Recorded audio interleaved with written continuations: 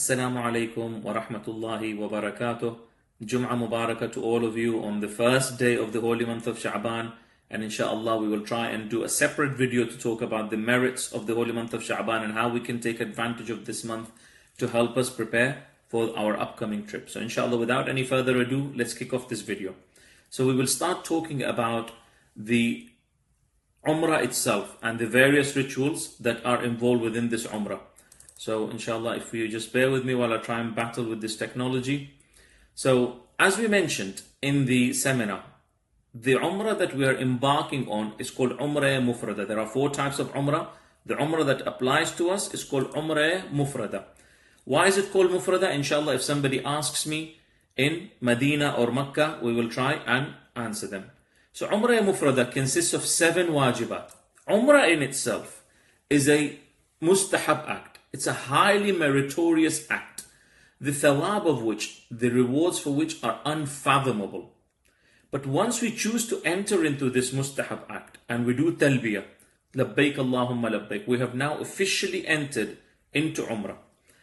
Now 7 things become wajib on us. And these 7 things have to be completed accurately and in order. Otherwise, the validity of the Umrah could be in question, or even worse, we could remain in a state of Ihraam until things are fixed. So all those 25, 28 things that become haram on us, we remain in that until we fix the issues. So, kicking off, the first part of the Umrah that we will be embarking on is called Ihraam.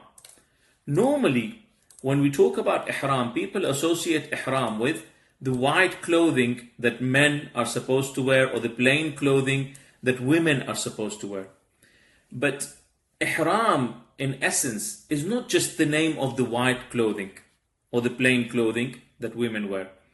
Ihraam, in reality, is a sacred state that we enter into. The white clothing or the plain clothing, or even the strict conditions that the muhrim has to impose on themselves, are simply acts of devotion, showcasing our devotion and our compliance to the command of Allah subhanahu wa ta'ala.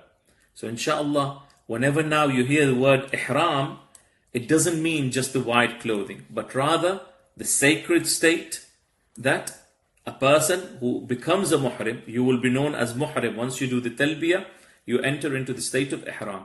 So it is a sacred state, not just the white clothing. White clothing is just one part of the ihram. So inshallah, I hope that is clear with regards to the definition of ihram. The second thing we need to familiarize ourselves before we talk about ihram itself is haram, is the boundaries of haram. Haram is, so this is the holy Kaaba. If we want to kind of really look at it, this is the holy Kaaba.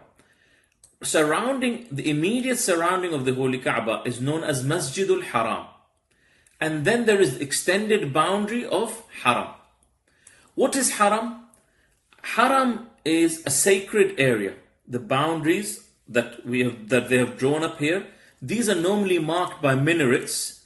In the daytime, if you ever go, you will see minarets marking these status of Haram. But now, because we will be traveling at night, we won't see the entrance of Haram. But the one that really applies to us is this area called Tan'im, because we will be coming from Medina towards Makkah. So, to reiterate, the Kaaba, surrounding the holy Kaaba, is Masjidul Haram, and then the greater area of the Haram.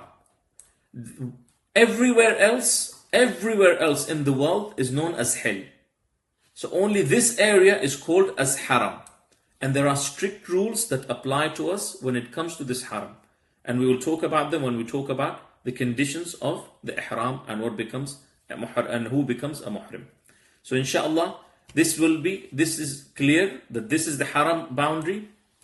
Why is this relevant to us? It is haram. It is not permissible for anyone to enter into the boundaries of the Haram without being in a state of Ihram for Hajj or Umrah. And inshallah, we will be going on Umrah, so we will already enter into this vicinity, into this boundary, in a state of Ihram, inshallah. Even if you're going to Makkah for a business deal, or you have family members that live there, and your intention is to visit your family members. It is haram on you to enter into this boundary without being in a state of ihram. Subhanallah. This is the sacredness of this holy land that we are going to. When does it not become necessary for me to be in ihram when I enter into this boundary? These things we will discuss inshallah when we talk about our ihram.